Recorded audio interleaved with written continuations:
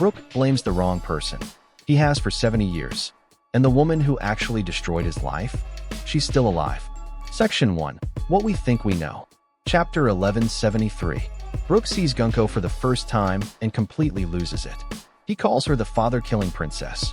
He accuses her of murdering Anjin, his mentor, his benefactor, the man who shaped him. That accusation has defined how the entire fandom sees Gunko. She killed the king.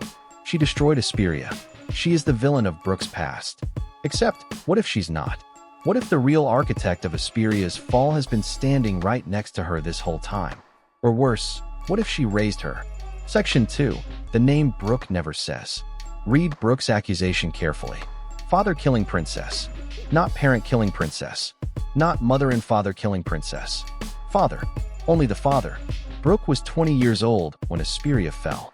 He watched Anjin, the king, his benefactor, die. He blamed the princess he saw commit the act.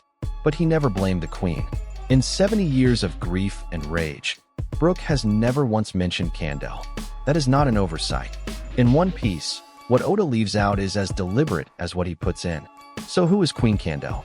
And why is she invisible in Brook's accusation? Section 3. The infiltration. Candel was never a queen. She was a holy knight.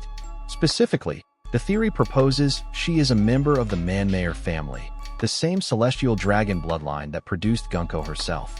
And her mission was simple: infiltrate Esperia, get close to the king, and produce a child for the Knights of God. We already know this playbook exists. Figureland Garling did the exact same thing. He used a woman at God Valley to father children, Shamrock among them, purely as future Holy Knight material. He felt nothing for the mother. She was a means to an end. Candel followed the same script. She joined Esperia's Royal Guard Corps, worked her way to commander, married the king, had a daughter, and then, when Shuri was old enough to be useful, when the plan was ready, Esperia fell. Section 4. How the kingdom fell. The theory on how Esperia was destroyed is the part that breaks you. Candel didn't destroy it from the outside. She destroyed it from the throne room. Option 1. Candel simply ordered it. She was already a holy knight. She had the authority and the connection to make Esperia a celestial dragon hunting ground, the same way God Valley was opened up for the nobles to hunt slaves and pirates. A music kingdom in the West Blue with no world government affiliation. No protection. An easy target. Option 2, and this is darker. Imu was already involved. We know Imu can possess people. We've seen it happen to Gunko herself in Chapter 1150. Imu reaches in from a distance and takes the wheel.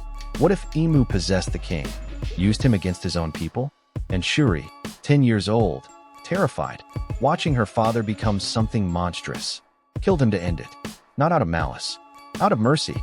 And Brook, standing at a distance, saw a little girl with a blade standing over a dead king, drew the only conclusion his grief would allow, and has carried that wrong conclusion for 7 decades. Section 5. The smoking gun in the design.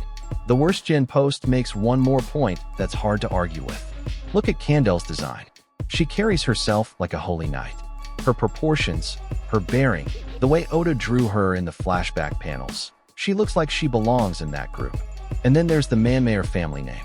Volume 112 confirmed Gunko's full title, Saint Manmayer Gunko, Celestial Dragon. Member of a family with no other known living members, except one who appeared at God Valley 38 years ago in the human hunting tournament, described as sadistic even by Celestial Dragon standards. If Candel is Manmayer, she gave her daughter her own family name when she brought her back to Marihoa, changed Shuri to Gunko, erased the princess, built a holy knight, and Gunko has been living under her mother's name ever since, without knowing it. Section 6. Why Gunko is a prisoner, not a villain. This is where the theory lands. Gunko is not the villain of Brook's story. She is its second victim. Her memories of Esperia are suppressed. The fandom wiki confirms this explicitly. She doesn't remember being Shuri. She doesn't remember the kingdom, the music, the father she may have killed in an act of desperate mercy. She has been walking around Marihoa for 70 years carrying the weight of something she can't even access. And then Brook's music reaches her. The Soul King, the musician from Esperia, playing the same songs that once woke up a kingdom every morning. And something in Gunko that Imu buried stirs. That's why she breaks free in chapter 1173. That's why she releases the captives before Emu yanks her back. Not because of conscious choice. Because the music unlocked a door she didn't know existed. Section 7. The Endgame. Brook vs. Candel. If this theory holds, Gunko gets a redemption arc. Her memories return.